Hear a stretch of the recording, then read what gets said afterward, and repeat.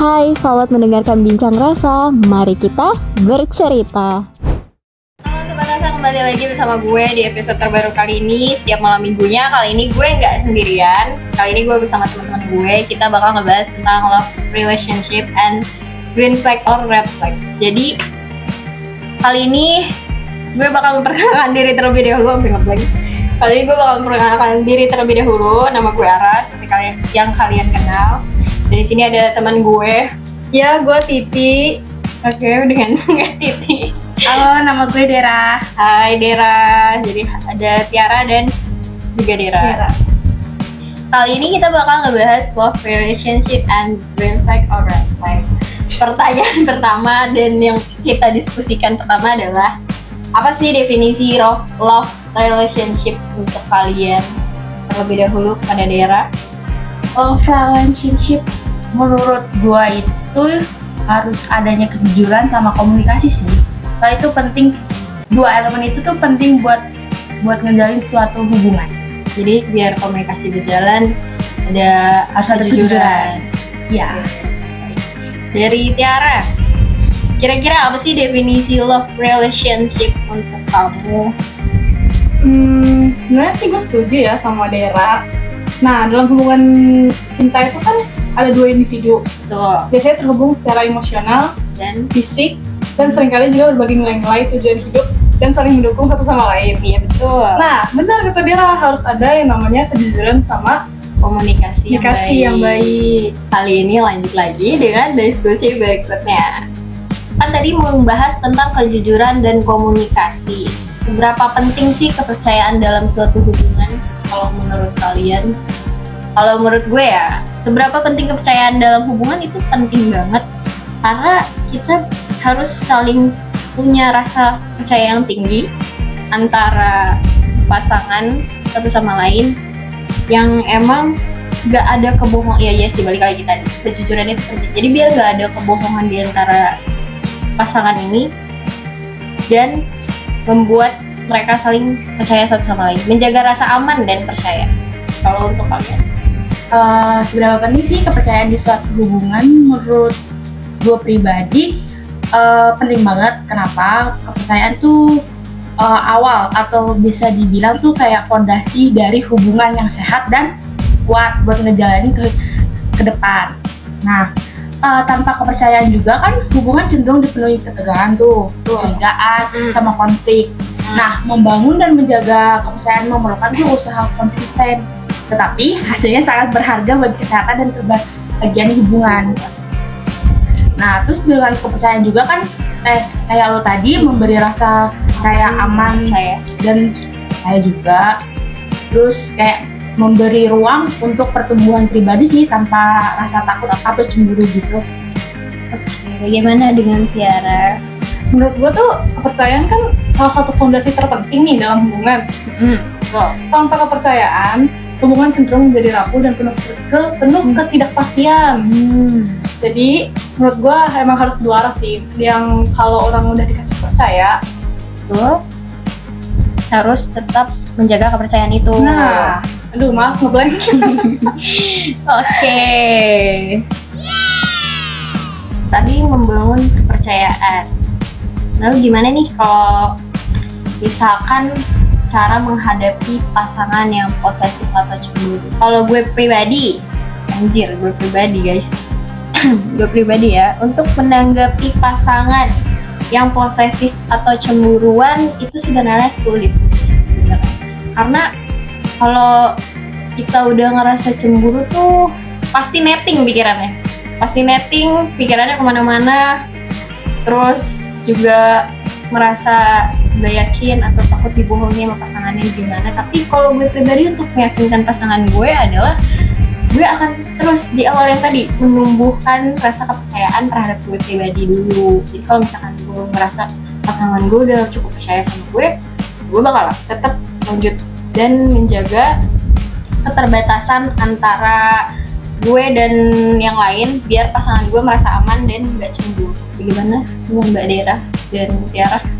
Pertanyaan gue, bagaimana cara menanggapi pasangan yang posesif atau cemburu? Gue ngerasa gue tuh orangnya agak cuek ya sama yang namanya, apalagi kalau dicemburuin, mungkin gue tuh bakal kesel atau diposisiin secara berlebihan tuh gue bakal kesel. Iya. Orangnya kayak gitu gue. Jadi mungkin gue dari awal udah ngomong kayak ngasih batasan atau boundary sendiri gitu. Kayak dari awal udah gue bilang, iya jangan terlalu, kalau gue tuh nggak terlalu suka diposisiin. Jadi karena gue udah ngasih batasan dari awal, dari batasan yang jelas dari awal, semoga dia nantinya paham sama batasan yang gue kasih. Itu aja sih, nggak yang gimana. Karena ngerasa diri gue juga kayak gitu, cuek-cuek, agak cuek-cuek gitu deh. Gak mau yang terlalu Iya, diposesifin, gak mau diribetin. Tapi kalau mungkin kalau batas wajar mungkin Masih bisa lah, bujuk dikit. Gimana Oke. dengan Dera? Gitu.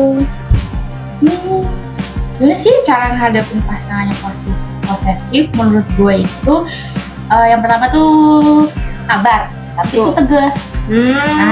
Kayak gue tuh harus berusaha sabar ngadepin sikap posesif pasangan gue, tapi itu tetap tegas. Kayak mungkin bisa bilang kayak, sayang aku paham kamu khawatir, tapi aku tuh perlu waktu dengan temen gue, ini penting untuk gue. Oke, lanjut kita masuk ke green flag or red flag. Kita bakal ngebahas green flag or red flag. Nah, mulai dari definisi terlebih dahulu ya. Gue bakal bacain definisi red flag. Tanda peringatan atau indikasi yang menunjukkan adanya masalah dalam suatu hubungan. Red flag adalah perilaku, sikap, atau tindakan yang dapat menjadi tanda bahwa hubungan tersebut mungkin tidak sehat atau berpotensi berbahaya.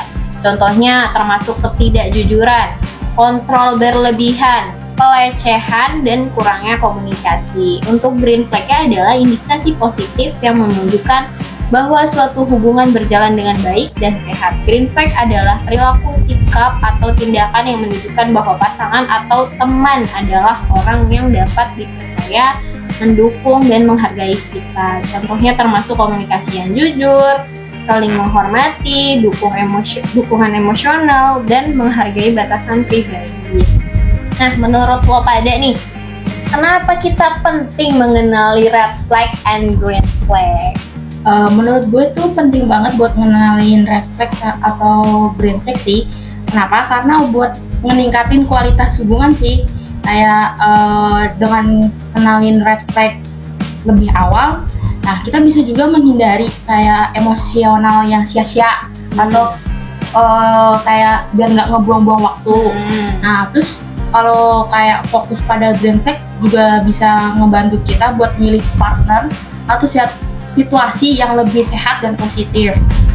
Nah dengan pentingnya memahami green flag sama red flag itu juga membantu dalam membuat keputusan yang lebih bijak sih terkait hubungan atau situasi yang dialami.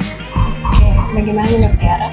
Ya menurut gue juga penting untuk kenalin red flag sama green flag, apalagi dalam hubungan ya. Selain dalam hubungan juga bisa untuk interaksi dengan orang lain menurut gue.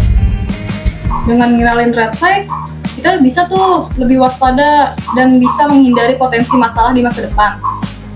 Nah kalau green flag tuh bisa juga bantuin kita buat bangun hubungan yang positif dan mendukung pertumbuhan pribadi masing-masing.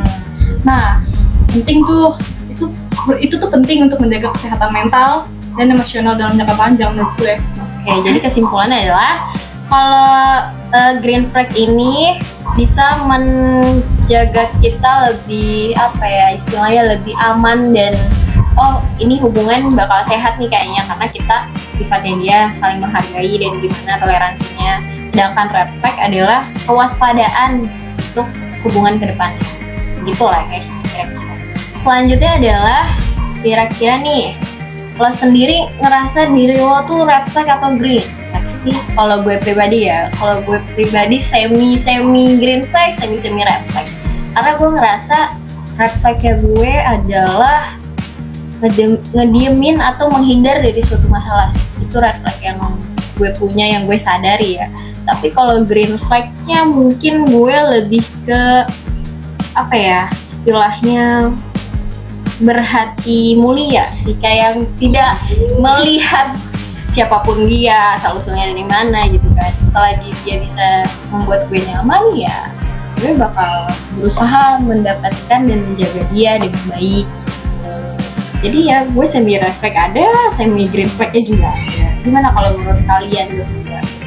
Gue bingung sih kalau buat ditanya gue tuh red flag atau green flag ya, tapi yang gue sadarin gue tuh orangnya silent treatment. Jadi kalau misalnya gue biasanya lagi marah tuh, gue bakal diemin tuh orang sampai gue post dulu. Itu Iya, beda jauh. udah red flag abis ya. Iya, iya kan? benar-benar. Nah kalau bentuknya siang begini, kayaknya itu harusnya dinilai sama orang, tapi kayaknya Kesadaran diri aja kira-kira apa? gue apa ya? Mungkin perhatian, memberi rasa kenyamanan, atau mungkin green flag-nya membuat seseorang ini nih benar-benar percaya sama. Kalau red flag-nya hampir mirip temen gue. Iya. Mungkin green flag gue tuh nggak tau sih gue nih masuknya green flag atau enggak, tapi gue tuh nggak terlalu ngekang orang. Tapi Ya, dengan balasan gue juga harus seperti itu, Iya. melakukan hal yang sama, tidak gue doang, tapi lo juga feedbacknya begitu. Bagaimana dengan Dera? Gue sendiri itu bisa dibilang green flag juga bisa dibilang red flag juga bisa. Kayak contohnya tuh gue ngerasa diri gue green flag itu kayak gue bisa aja sabar sama sifat semua orang, karena gue tuh orangnya nggak tegaan sama orang. Terus gue juga bisa dibilang gue bisa kok diandelin sama semua orang. Terus gue sangat amat menghargai kejujuran. Nah, sama selalu terbuka sih. Terus kalau menurut gue sendiri red flag gue banget itu gue gampang terpancing emosi. Iya. Itu sih menurut gue sih itu ya. Ya yang kita sadari ya. Ya karena kan green flag atau red flag kita sendiri kan yang nilai orang ya. Nggak tak kita kalau menurut kita sendiri ya itu. Oke, next question, next diskusi yaitu lo punya pengalaman gak sih tentang seseorang yang red flag dan gimana menanggapi seseorang tersebut? Kalau gue pribadi, punya atau enggak pengalaman bersama yang red flag? Pernah, punya gitu kan. Gimana cara nanggepinnya?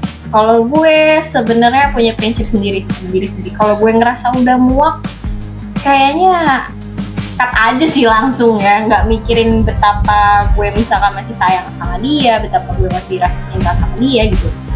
Karena gue ngerasa kalau gue sifat red flag-nya udah melampaui batas dan gue sudah tidak bisa toleransi lagi, ya udah selesai sampai di sana, gue cut lah dia gitu sih kalau cara gue menanggapinya. Bagaimana dengan kalian? Kira-kira punya nggak pengalaman red flag dengan seseorang? Dan gimana sih cara nanggepinnya? Gue ada sih pengalaman orang yang red flag yang menurut gue itu orang bisa dibilang adalah someone itu tuh orangnya posesif, sangat-sangat posesifnya tuh over banget. Gimana sih cara gue nanggepin orang yang posesif? Yang pertama itu sebenarnya gue tuh yang tadi gue bilang, gue tuh sabar banget ngadepin orang yang kayak gitu. Pertama sabar sampai nunggu gue, kesabaran gue tuh habis sampai benar-benar gue udah muak sendiri, capek. Ya udah itu gue langsung bisa nge-cut off orang. Bahkan di dalam hubungan juga gue bisa.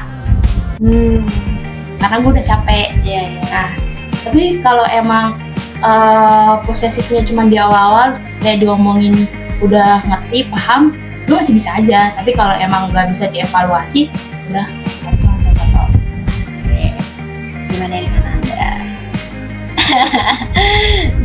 itu keren sih. Lo masih bisa nahan rasa sabar. Lo masih lo masih bisa menunggu sampai lo muak sendiri. Sedangkan gue gak bisa banget tuh kayak gitu tuh. Gak bisa. Gue orangnya nggak mau yang sabar-sabar kebangetan gitu deh. Iya, sekali dua kali oke lah dikasih tau kayak gitu. Tapi kalau misalkan terus-terusan dan gue ngerasa gue disepelein, oke say, maaf ya, cukup sampai di sini aja. gue jadi tidak mementingkan, tidak peduli dengan rasa sayang gue yang masih ada sih. Kayak ya udahlah. Ya karena gue pikir aja sih kalau misalnya di hubungan kalau emang kita nggak sabar nih, Yes.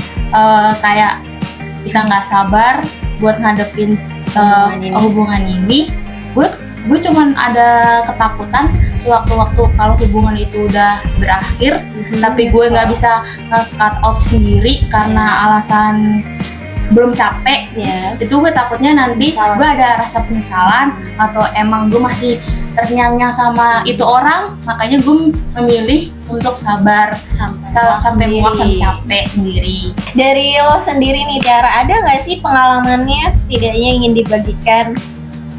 Ya menurut gue sih nggak yang separah-parah kalian ya. Oke. Ya tapi kan di zaman sekarang ini lagi zaman-zamannya hubungan tanpa status Iya, nih. betul banget. Lagi marak-maraknya nih pasti Ya pernah kan? dengar Iya juga pasti banyak. semua orang pernah HTS-an Pernah kan? HTS-an Iya, kan? nah, dulu juga pernah. Waduh, berapa lama nih kira-kira? Ada lah ya 3 bulan lebih. Nah, lumayan. Di situ tuh kita tuh bener-bener kayak dia tuh belum ada kata. Ikatan. Gue sebenarnya nggak situ nggak nyetujuin kalau kita tuh mau HTS-an aja. Karena gue bukan tim HTS sebenarnya ya. Terus dia tuh udah memperlakukan gue seperti miliknya ya. Wow. Ya pokoknya situ gue ada kayak bukan keberatan tapi keberatan ngerti gak lo? Iya. Paham. Ya karena ya gue siapa lo gitu kan. Iya. Nah ya udah akhirnya lama-lama karena gue bosen juga kan. Ya gue agak situ karena kayak gitu-gitu doang ya. Iya. Karena nggak ada Terus kemajuannya. juga gue nggak bisa lebih maju juga, kayak gue nggak bisa cemburu ya kan. Oh, iya. Gue nggak Karena bisa nggak ada iya status yang capek memberikan. sendiri. Akhirnya gue tapi situ gue cara nanggapinnya nggak yang tiba-tiba hilang sih. Gue tuh pelan-pelan ngasih closure, Ya sih, batasan pelan-pelan. kayak pelan-pelan kayak nggak excited lagi. Iya. Mungkin dia kan juga nyadar perubahan sikap gue. Akhirnya lama-lama nggak dia balas gitu, nggak yang tiba-tiba gue Nyelang gitu aja. gue bilang terus gue blok, nggak gitu sih. Karena gue nggak ribet say gitu kalau misalnya ini. Gak ribet, say. Nah gue nggak kayak Dira juga, Dira kan sabar. Sabar. Lu nggak bisa capek. Sabar ya. Tiap pemikiran orang tuh kan beda-beda. Iya, betul. Cara nanggepinnya itu kan beda-beda. Iya. Kalau menurut lo kayak gini, menurut gue kayak gini kan. Iya. Tapi gue pengen sih punya, Sifat sabarnya kayak itu gitu. ya. Tapi nggak bisa say, kita emang ya bestie Kita nggak abis. bisa nih. Karena kalau udah muak banget, jangankan muak banget deh, kalau udah bikin emosi terus dia nggak ada perubahan dan nggak ada ketenangan nenangin gue, ya udah buat apa? Tingkat kesabaran gue tuh masih di bawah Ara. Iya. Ara tuh masih di atas gue. Gue palingnya nggak sabar. Betul guys. Berarti gue paling pertama ya. Iya, Dela tuh pasti ya. Dela tuh paling beratas tuh. Terakhir, gue tuh bener-bener kesabaran gue tuh kayak tipis 3 bulan coy gitu doang. Gue udah kayak Iya. Nggak ada kemajuan, terus mungkin juga nggak manggil sayang, padahal ada alasan juga. iya, padahal nggak ada ngasih kepastian yang pasti gitu. Kok udah Lagian siapa sih yang menciptakan HTS? siapa ya? Siapa? Tapi zaman dulu ya, zaman kita sekolah deh, pasti ada. Tapi Ada TTM. Iya, tapi dulu nggak sehak milik itu sih. Iya sih, Iya, masih iya, batas bener. wajar, masih batas Wajar. wajar. Kalau sekarang tuh benar-benar ya lo jadi nggak jadian tapi Posesif. lo ya Iya ngetretnya kayak pacaran. Yes, Iya, yes. Cek. Tapi gue sedih gue nggak diposisiin sih. Alhamdulillah. Alhamdulillah. Cuma di treatnya doang Hmm, kayak pacaran. Ya banyak lah, gue juga ada. Itu karena gue juga nggak sabaran sih, salah gue juga. Kita emang sama-sama harus saling evaluasi ya guys. Kalau misalkan ada yang ngedeketin kita, tiba-tiba dianya ngejauh, ini salahnya di gue apa di dia, ya kita cobain koneksi dulu. Tapi kan emang rata-rata orang masih jangkau HTS itu 3 bulan kan? Yes, minimal Ya, tahu juga kan? Kurang lebih Iya. 3 bulan. Bukan HTS deh, lebih tepatnya pendekatan deh. Iya. PDKT-an nih. Kalau HTS nih pasti kan udah meranjak ke arah pacaran tapi kagak ada jadian Iya. konteksnya. Ya 3 bulan udah cukup kok ya. Ini 3 bulan buat pendekatan udah cukup. Ya tergantung balik lagi. Nih siapa komandonya? Siapa yang mau menjadikan Kan iya. HTS ya, gue agak ini sih, agak kaget ya pas itu ada ya HTS kayak gini. Waduh berat tuh pengalamannya. Gak berat sih, udah santai. di bawah fun aja. Iya, fans aja. Kan itu masa lalu ya. Kalau udah. kangen mah ada nggak sih? Ada sih. Apa sih? Ada dong. sih, pasti ada. Tapi ya udahlah ya. Aku punya kangen sama ATS. Iya. Teman. Aduh ribet banget. Ribet banget ya. Emang tapi zaman-zaman sekarang tuh lagi marak-marak. Ada yang betah mungkin HTS-an dari setahun mungkin ada nggak sih? Ada Oh, yang dulu hampir setahun. oh iya, gue hampir setahun ya guys HTS. Gimana ini? Sampai sadar sampai 1 tahun? Nggak sampai 1 tahun, tapi hampir. Satu semester lebih. Waduh. Iya, karena komandonya juga ya balik lagi ya. Ternyata tidak semua orang tuh menginginkan jadian. Ada yang betah banget di HTS gitu kan. Jadi dia menyangkanya kayak yaudahlah nggak perlu jadian buat apain. Kayaknya Sedangkan tergantung. ada iya, Lu nyarinya apa? iya betul itu dia. Oke, lanjut udah ya pengalaman cukup. Udah. Udah. Nanti Udah parah. kasih gue. Sekarang malah jadi flashback. Aduh, lanjut flashback Iya. nanti. Apa Oke, biar lanjut. Nadia lagi? Lanjut ya. Kalau tipe pasangan nih, kayak gimana sih? Kan tadi kita udah ngebahas red flag, green flag, kita udah ngebahas definisi love language, love relationship, and then kita juga udah ngebahas cemburu, posesif segala macam. Sekarang tipe pasangan kalian yang kayak mana lah ini? Ya udah mana dulu. Oke, dari gue dulu. Aduh, susah nih kalau sekarang tipe pasangan susah dicari. Ayo jujur. Aduh, jujur ya guys ya. Jujur aja nih gue kalau tipe pasangan ya. Sebenarnya kuncinya pengennya yang jujur. Udah satu itu loh, jujur. Itu penting. Karena kejujuran itu buat gue ya, kayak lebih baiknya nih ya, lebih baik gue pasangan gue nih jujur di awal walaupun itu menyakitkan daripada bilangnya nanti pasangan gue kayak ya nanti aku takut kamu marah kalau misalkan aku jujur. Enggak mau banget kayak gitu anjir, kayak lebih baik gue tahu kejujuran itu sakit daripada gue harus menanti menunda-nunda di mana nanti gue malah yang ada salah paham lebih banget kan sama dia. Yang penting sih kalau tipe pasangan gue ya jujur, itu udah pasti kunci awal. Kalau dari sifat nih ya, kita ngomongin sifat dulu deh. Jujur, penyayang, suka anak kecil, suka dengan hewan, bener-bener apa ya, bener-bener baik banget. Baiknya tuh bener-bener yang gimana ya definisi baiknya tuh, yang bener-bener tulus lah, nggak ada neko-neko, nggak ada apa. Tapi kalau secara fisik harus tinggi gitu, tinggi. Terus kalau bisa sih pengennya tipe gue tuh yang lebih ke batak-batakan lah dikit. Agak ke batak-batakan dikit, terus usianya di atas gue. Karena dari kemarin-kemarin pengalaman gue kayaknya di bawah gue, kalau nggak setara, seumuran sama gue tuh gak nyambung ya. Ada juga yang di atas gue setahun 2 tahun, tapi ternyata gue yang ditinggalin. Jadi kan ngerasa kayak, aduh makin lama nih tipe sebenarnya nggak neko-neko sih, pengennya jujur aja yang terpenting. Kalau secara fisik ataupun apa namanya latar belakangnya dia, kalau bisa orang Batak-batakan dan di atas gue, entah di atas gue. Aduh, ya. Batak ya nggak apa-apa lah, kali-kali gitu kan. Kita punya tipe yang spesifik banget. Ya kalau itu kalau mobil gue ya, gimana kalau kalian? Silakan Tiara. Ya, Pasangan gue itu ya bisa dibilang gue maunya tuh pasangan gue tuh lebih dewasa dari gue sih. Yups. Bisa dibilang umur juga kalau bisa di atas gue juga. Gue gak mau di bawah gue karena takut ya gitu Ada deh. miskomunikasinya banyak ya. Kayak banyak yang salah pahamannya Iya. tidak ada henti gitu. Walaupun sebenarnya umur itu bukan patokan dewasa sih, tapi ya balik lagi. Ini Kalau tuh namanya umur masih kecil pasti ada yang bawa. iya. Ya untuk sekarang sih ya umurnya lebih di atas gua. Jadi mungkin bisa dibilang mau yang cowok yang lebih dewasa, terus menghargain hal-hal kecil. Ya itu paling penting sih, menghargai hal-hal kecil. Apa yang pernah gue ceritain hal-hal kecil dia ingat. Itu Yes. benar-benar gue ngerasa gue Itu itu disayang. iya disayang sama dia. Terus orang-orang juga selanjutnya juga harus jujur.